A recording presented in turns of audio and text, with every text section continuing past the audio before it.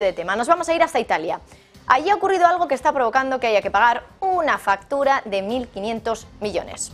Hablamos de las inundaciones de la región italiana de Emilia-Romagna, que según los expertos podrían haber causado daños a los cultivos, solo a los cultivos, hay muchos más daños por supuesto, de alrededor de 1.500 millones de euros. Es una estimación preliminar de la Asociación Agrícola Confagricoltura.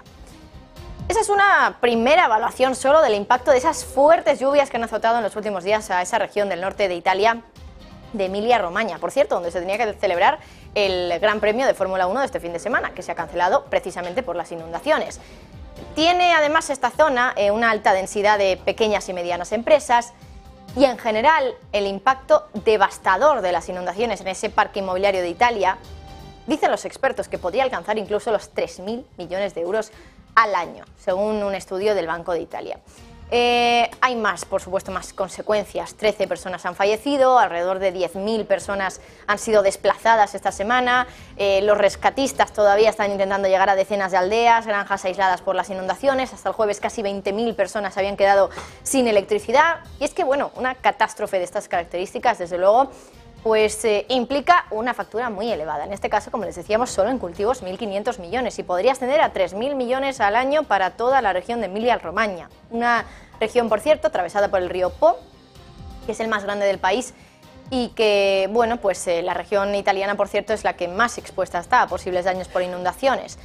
Claro, el coste de la reconstrucción después de las inundaciones se va a disparar, desde luego. El presidente de la región ha comparado el desastre con el terremoto que azotó esa misma zona, por ejemplo, en el año 2012.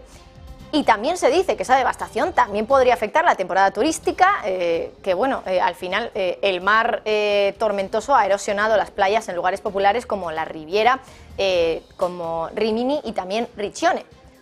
De hecho, un concierto de Bruce Springsteen en Ferrara el pasado jueves provocó fuertes críticas porque se celebró a pesar de la emergencia que ya estaba en curso y, como les decíamos, el Gran Premio de Fórmula 1 que se iba a celebrar en Imola el domingo se ha cancelado.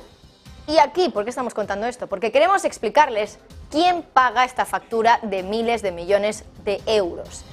Y bueno, al hacernos esta pregunta, hemos pensado en algo que es bastante desconocido en los mercados por el común de los mortales, como les decía antes, que son los catastrophe bonds. Son bonos curiosos que se emiten y que solo se desembolsan si hay una catástrofe natural determinada. Tiene que estar muy determinada y además el impacto que tiene que tener también tiene que ser muy determinado para que ese dinero acabe yendo a pagar esa factura de la catástrofe en cuestión. Son bonos además que pagan cupones súper importantes, más de doble dígito en algunos casos. Y claro, nos hemos preguntado, ¿hay bonos catástrofe bonds emitidos sobre inundaciones en Italia? ¿Es el mercado, los inversores, los que van a tener que pagar ahora por lo sucedido por las inundaciones en Italia? Bueno, lo cierto es que en Negocios Televisión hemos consultado a nuestras fuentes y nos dicen no hay demasiados catastrophe bonds sobre Italia y los que tienen que ver con inundaciones sobre todo están en Estados Unidos. Y además nos decían también 1.500 millones, por supuesto, es una factura importante. Insistimos que solo es para los cultivos, para los daños que han sufrido los cultivos. Pero claro, nos decían, por ejemplo, en las inundaciones que causó el huracán Ia, ahí solo en eso la factura fue 8.500 millones. Así que desde luego que es muchísimo dinero, pero hay que ponerlo en contexto.